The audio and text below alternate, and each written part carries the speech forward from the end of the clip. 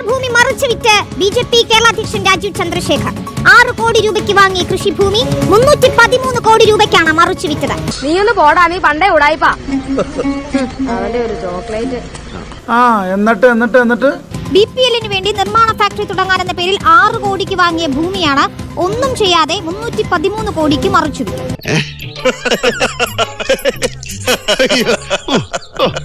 മനസ്സിലാക്കി കളഞ്ഞല്ല. പിന്നെ നിനക്ക് എങ്ങനെടേ ഇതിനൊക്കെ മാസക്കൂലികൾ തന്നെ? கொஞ்சம் அங்கே பாரு கண்ணா. BJP സംസ്ഥാന പ്രസിഡന്റ് രാജീവ് ചന്ദ്രശേഖറിനെതിരെ ഒരു വിഭാഗം മാധ്യമങ്ങൾ ഉന്നയിച്ച വ്യവസായ ഭൂമി ക്രമക്കേട് ആരോപണം അടിസ്ഥാനരഹിതവും വസ്തുതാവിരുദ്ധവുമെന്ന് BPL. എന്നെ മനസ്സിലായെന്ന് തോന്നുന്നു. 2003 സുപ്രീം കോടതി തള്ളിയ ഭൂമി പതിച്ചു നൽകലിലെ ക്രമക്കേടെന്ന ആരോപണമാണ് ഇപ്പോൾ ഉന്നയിക്കുന്നത്. ഈ ആരോപണങ്ങൾ അവാസ്തവവും നിയമപരമായി സാധുതയില്ലാത്തവയുമാണെന്ന് BPL ലിമിറ്റഡ് വാർത്താക്കുറിപ്പിൽ അറിയിച്ചു. അതില് ഈ മനുഷ്യൻ, ഞാനത് കണ്ടു, റിപ്പോർട്ടർ ചാനൽ അത് മുഴുപ്പിക്കുന്നത്. അതിലൊരു വക്കീൽ വന്നിട്ട് ഈ ഇല്ലാത്ത ബ്ലാബ്ലായൊക്കെ പറഞ്ഞ് ഞാൻ കാണിച്ചു കൊടുക്കാം, രാജീവ് ചന്ദ്രശേഖരനെ ഞാൻ ജയിലിലാക്കും, അങ്ങനെ ചെയ്യും ഇങ്ങനെ ചെയ്യുന്നൊക്കെ പറഞ്ഞു. ആറ്റിക്കോ ജയിലിലാക്കണമെങ്കിൽ ഇയാൾ ഈ TV-യിൽ വന്ന് കൊച്ച വയ്ക്കുന്നതല്ലാതെ ഒരു കംപ്ലൈന്റ് പോലും മുനിസിപ്പൽ കോടതിയിൽ കൊടുത്തിട്ടില്ല ഈ മനുഷ്യൻ. അതല്ല ഉദ്ദേശം, മാറി.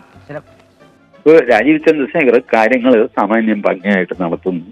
കഴിഞ്ഞ ദിവസം രാപകൽ സമരം നടന്നു. ഇതൊന്നും റിപ്പോർട്ടർ ചാനലിന് പിടിക്കുന്നില്ല. ഞങ്ങൾ അസ്വസ്ഥരാണ്. ഈ വ്യവസ്ഥിതിയിൽ ഞങ്ങൾക്ക് വിശ്വാസമില്ല. റിപ്പോർട്ടർ ചാനൽ എന്ത് ഭാവിച്ചാണെന്ന് എനിക്ക് മനസ്സിലാവുന്നില്ല. അവരുടെ മെസ്സി പരിപാടി പൊളിഞ്ഞു പോയതിന് രാജീവ് ചന്ദ്രശേഖറിന് നെഞ്ചത്തേക്ക് കയറുന്ന എന്തിനാ? പോളണ്ടിനെ പറ്റി എന്നെ നീ മിണ്ടിപ്പോയി ഞാൻ സഹിക്കില്ല. പോളണ്ട് എന്താ ഇയാളുടെ തറവാട് സ്വത്തോ? പോളണ്ട് എന്ന് ഉച്ചരിച്ചാലുണ്ടല്ലോ. ആ മെസ്സിയെ പോയി പിടിച്ചെങ്ങനെയെങ്കിലും അങ്ങനെ കൊണ്ടുവന്ന് കളിപ്പിക്കാൻ നോക്കുക. അല്ലാതെ രാജീവ് ചന്ദ്രശേഖർ അങ്ങനെ പാട്ടും പോട്ട് വെറുതെ ഇല്ലാത്ത കേസാണ് കുന്തമാണ്. അതെ, ആ ചാനൽ മുതലാളിയൊക്കെ ഇപ്പോൾ അപഹാസ്യമായ ഒരവസ്ഥയിലാണ് എത്തിയിരിക്കുന്നത്. അതൊക്കെ ആ ഒരു ജാള്യത മറയ്ക്കാനുള്ള ഒരു നീക്കം കൂടി ഇതിന്റെ പിന്നിലുണ്ടല്ലേ? ഇനി ഒരു തിരിച്ചുവരവുണ്ടാവില്ല ശശി. അവർക്ക് വലിയ തലപുറത്ത് കാണിക്കാൻ പറ്റാത്ത ഇതിലാണ് അവർ നിൽക്കുന്നത്. ഇപ്പൊ ഇനി എന്താ പച്ചക്കുളം മെസ്സി അങ്ങേരെ കൊണ്ടൊന്ന് കളിപ്പിക്കേണ്ട ഗതികളിലാണ്.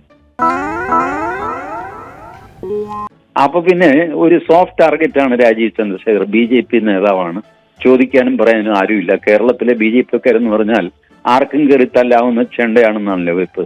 അപ്പോ ശരി, ഒരു വക്കീലിനെ വിളിച്ചു, അത് കർണാടകയിൽ നിന്ന് വിളിച്ചു, ഇംഗ്ലീഷിൽ സംസാരിച്ചു. അപ്പൊ ആളുകൾ ഒന്നുകൂടെ ഇംപ്രസ്ഡ് ആവും, ഇംഗ്ലീഷിലൊക്കെ ചോദ്യം ചെയ്ത് കഴിയും. ഇതൊക്കെ ആരെ ബോധിപ്പിക്കാനുള്ള പരിപാടിയാണ്? പിന്നെ ചൂടാണ്ട് ഇല്ല. ഇതുപോലത്തെ വില കുറഞ്ഞ പരിപാടിയൊക്കെ ആയിട്ട് ചാനലുകൾ ഇറങ്ങാൻ പാടില്ല. കുറച്ചൊരു അന്തസ്സൊക്കെ പാലിക്കണ്ടേ?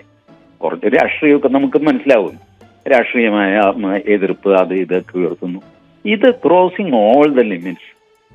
ഒരു തരം തീരെ തരംതാണ് പ്രവൃത്തിയായി പോയത്. നീ ആരടാ എന്നോട് എതിർക്കാൻ? ഇങ്ങോട്ട് ഇറങ്ങി വാടാ എടപ്പാളി. തന്തക്ക് പിറന്നവനാണെങ്കിൽ ഇറങ്ങി വാടാ. ഒന്ന് പോവാടാ മരമാക്കി, പോയി തരത്തി പോയി കളിക്കടാ. അത്രക്കായല്ലേ? അയ്യോ,